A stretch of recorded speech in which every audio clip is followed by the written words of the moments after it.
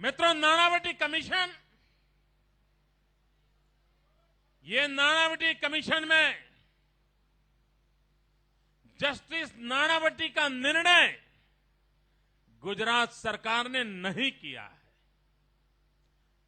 मुख्यमंत्री मोदी ने भी नहीं किया है।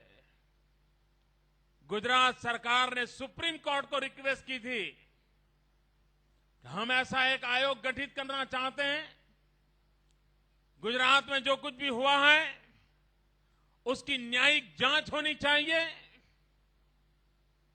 और सुप्रीम कोर्ट के चीफ जस्टिस को रिक्वेस्ट की थी कि आप जो ठीक लगे वैसे जज को इस काम के लिए जिम्मेवारी दीजिए।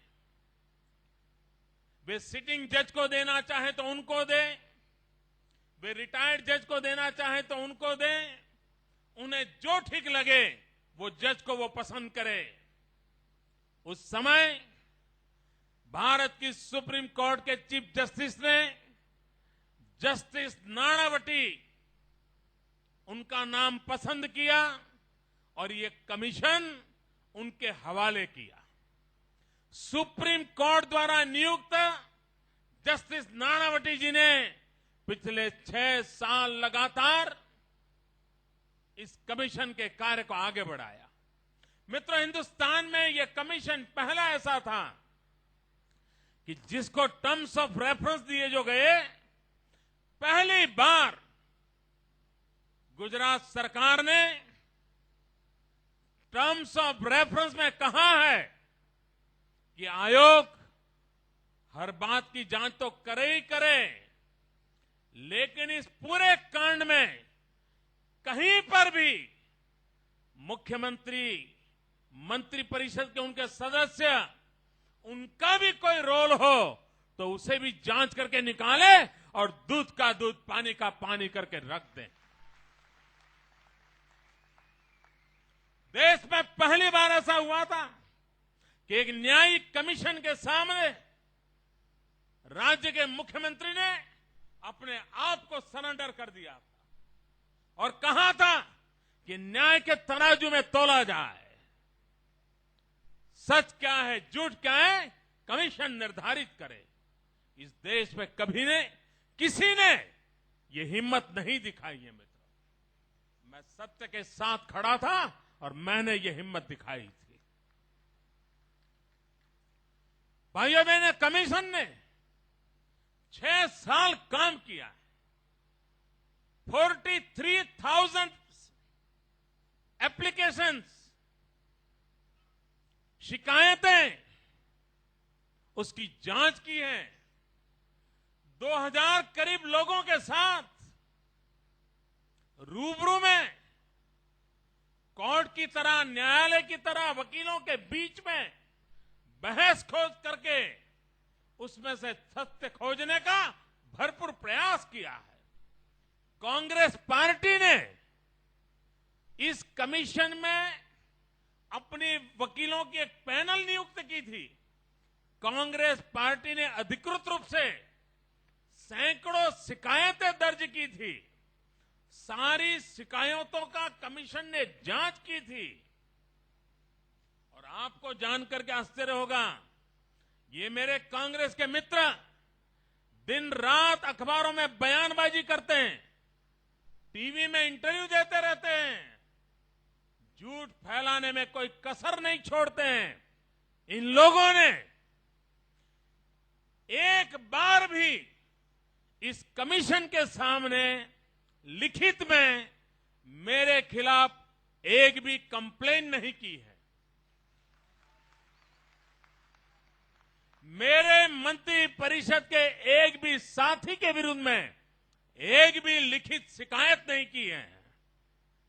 अगर इतने बड़े आप सत्य बोलने वाले लोग थे, कमीशन था, सैकड़ों शिकायतें की हैं, आपके वकीलों की पैनल काम कर रही थी। अगर आप में सत्य आपके पास होता, लेकिन झूठ बोल रहे थे और मैं चीजें बोल नहीं रहा था, मैं चुप बैठा था। और आज जब कमीशन का रिपोर्ट आया तो बौखलाने लगे। कुछ नेता लोग दिल्ली में टीवी पे बयान दे रहे हैं। झूठ बोलने वालों के लिए मुंह छिपाने के लिए जगह नहीं बची है मित्रों।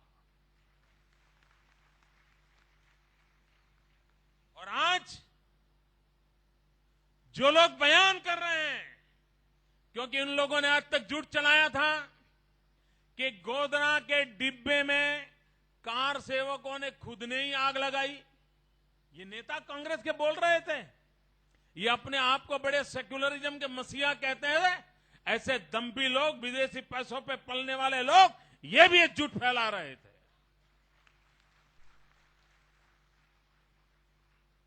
कुछ लोग ये कहते थे एक्सीडेंट हुआ है। कुछ लोग ये कहते थे कि प्लेटफॉर्म पर कोई झगड़ा हो गया, उसमें हो गया। भांति भांति के झूठ फैलाए थे। 43,000 लोगों से जानकारी पाकर के सुप्रीम कोर्ट के निवृत्त न्यायमूर्ति, सुप्रीम कोर्ट के द्वारा नियुक्त न्यायमूर्ति श्रीमान नानावटी कमीशन ने आज कह दिया कि गोधरा के डिब्बे की घटना ये अकस्मात नहीं थी, ये पूर्व नियोजित षड्यंत्र था। पूरा खाका खोल करके रख दिया है। निर्दोष कार सेवकों को जला दिया गया और उनको बचाने के लिए 6 साल से भांति भांति के षड्यंत्र चल रहे हैं। गोधरा के पापियों को बचाने के लिए, गोधरा के नराधमों को बचाने के लिए भांति भांति के षड्यंत्र चल रहे हैं। और तब जाकर के आज जब गोधरा के संबंध में नानावटी कमीशन का रिपोर्ट आया है, तो अब भी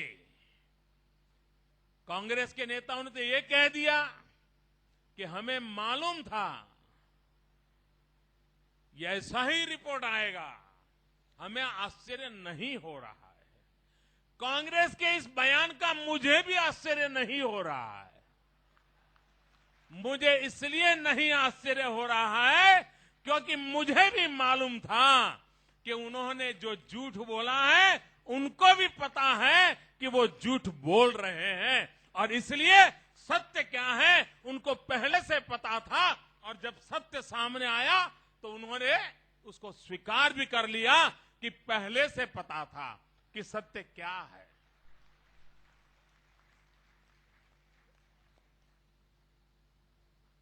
मित्रों, देश में जिस प्रकार से वोट बैंक की राजनीति चली है, ये वोट बैंक की राजनीति अब इस हद तक गई है कि उसने देश के हितों को बलि चढ़ाने का रास्ता पकड़ा है। मित्रों, बिन सांप्रदायिकता के नाम पर राजनीतिक रोटी सेकने का प्रयास पहले भी हुआ है, लेकिन पहली बार देश में ऐसा हुआ है कि वोट बैंक की राजनीति के खातिर देश हित को बलि चढ़ाया जा रहा है। इतना बड़ा कमीशन का रिपोर्ट आने के बाद क्या कारण है कि गोधरा के गुनहगारों को बचाने के लिए षड्यंत्र किए जाए? मित्रों, एक कमीशन जब बैठता है और इंक्वायरी कमीशन एक्ट के अंदर बैठता है, तब हिंदुस्तान का संविधान कहता है कि आप दूसरा कमीशन नहीं बना सकते हो। उसके बावजूद भी चुनाव जीतने के मकसद से बिहार के चुनाव के पहले रेल मंत्री ने, भारत सरकार की कैबिनेट ने एक कमीशन बनाया जिस कमीशन को सुप्रीम कोर्ट ने स्टे दिया हुआ है।